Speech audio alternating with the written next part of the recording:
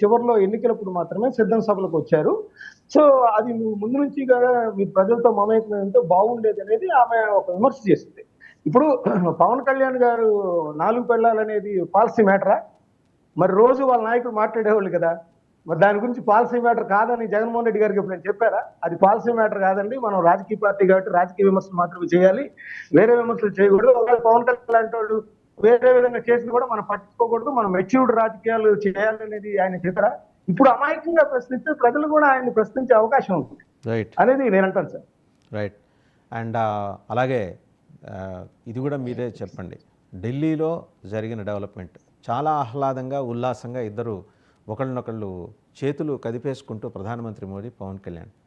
And just variation చూడండి. ఆ తర్వాత చంద్రబాబు గారి దగ్గరికి వచ్చేప్పటికీ ఆయన అంటే అప్రోచ్ మారిపోయింది, ప్రధానమంత్రి అప్రోచ్ మారిపోయింది. చంద్రబాబు గారు ఏదో 2-3 దఫాలు ఆయనకి చెప్పే ప్రయత్నం చేశారు.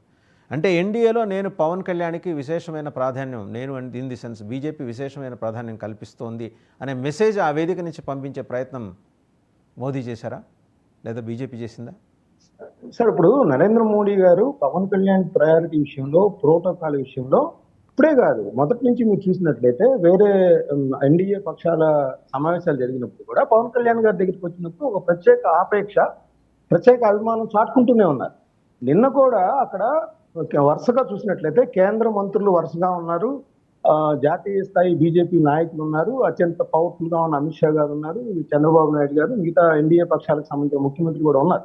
ఉన్నప్పటికీ కూడా ఒక రాష్ట్రంలో డిప్యూటీ సీఎం గా ఉన్నారు, జనసేన పార్టీకి అధ్యక్షుడిగా ఉన్నారు. దాదాపు 15 నుంచి 20 మంది. అదే నేను అంటుంది. అంటే అక్కడ ఆయన ఆ విధంగా పవన్ కళ్యాణ్ కి ఏమాత్రం ప్రయారిటీ ఇస్తున్నారనేది అందరికీ కూడా చెప్పదలుచుకున్నారు. సో అందుకని ఆయనతో మాట్లాడిన విధానం చూడండి, ఒక ఫ్రెండ్లీ అప్రోచ్, మామూలుగా ఒక చాలా సన్నిహితంగా ఉన్నట్టు ఆ మాట్లాడే తీరు, నవ్వుతూ ఉన్నది.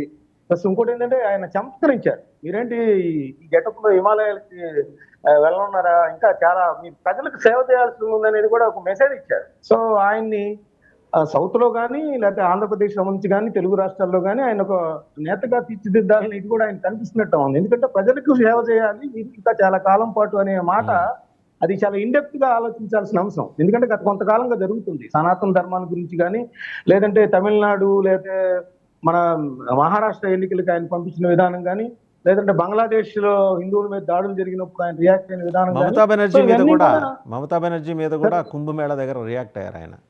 మమతా బెనర్జీ చంద్రబాబు గారికి సన్నిహితురాలు, పార్టీలు వేరైనా సరే రాజకీయంగా చాలా కలిసి ఉద్యమాలు చేశారు ఇద్దరు కూడా. సో ఎవరిని ఇక్కడ సో చాలా స్ట్రాటజిక్ గా పవన్ అనే వజ్రాయుధాన్ని బీజేపీ ప్రయోగిస్తోందా అని ఢిల్లీ మీడియా అడుగుతోందండి. ఖచ్చితంగా అండి. ఇప్పుడు నేషనల్ మీడియా అంతా అదే చర్చనీయాంశంగా మారింది. ఏంటంటే అక్కడ అంతమంది ముఖ్యమంత్రులు అందరూ ఉండగా, కేంద్ర మంత్రులు ఆయనకి ఇచ్చిన ప్రయారిటీ గురించి కూడా నేషనల్ మీడియా కూడా పవన్ కళ్యాణ్ గారితో మాట్లాడటం, ఆయన వికసిత భారత్, ఎన్డీఏ నరేంద్ర మోడీ గారి నాయకత్వంలో దేశం ఎంత ముందుకు వెళ్తుందనే కామెంట్ చేయటం, అవన్నీ కూడా అంటే అన్ని రాష్ట్రాల్లో అధికారంలోకి విస్తరిస్తా ఉందనేది కూడా ఆయన సపోర్ట్ చేసిన విధానాన్ని కూడా మనం గమనించాం. రైట్. ఒకసారి విజయ్ కిరణ్ గారి దగ్గరికి వెళ్దాం. విజయ్ కిరణ్ గారు, సో ఇదండి మొత్తానికి డెవలప్మెంట్స్. కొడాలి నాని, వల్లభనేని వంశీ మధ్య వాదులాట.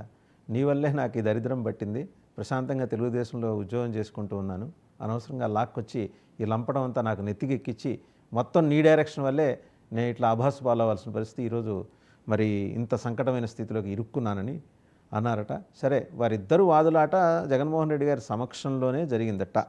ఆయనేమి ఎవరిని వారించలా, ఈయన్ని నాని గారిని వారించలేదు, వంశీ గారిని వారించలా. సో తెలుగుదేశంలోకి రీఎంట్రీ కోసం వల్లభనేని వంశీ ప్రయత్నాలు చేస్తున్న తరుణంలో ఇది కాస్త బూమ్రాంగ్ అయింది. ఆ సత్యవర్ధన్ కిడ్నాప్ వ్యవహారం ఆయన చేశారా, చేయించారా, సరే అయినా దానికి ఉన్న శాంక్టిటీ, జ్యుడిషియల్గా దాన్ని ఎలా అబ్జర్వ్ చేస్తారో కోర్టు చెప్తుంది. మీరేమంటారు సార్? గుడ్ మార్నింగ్ అండి. మీకు, ప్యానల్ సభ్యులకి, ప్రేక్షకులందరికీ కూడా గుడ్ మార్నింగ్. ఇప్పుడు కొడాలి నాని లేదా వల్లభనేని వంశీ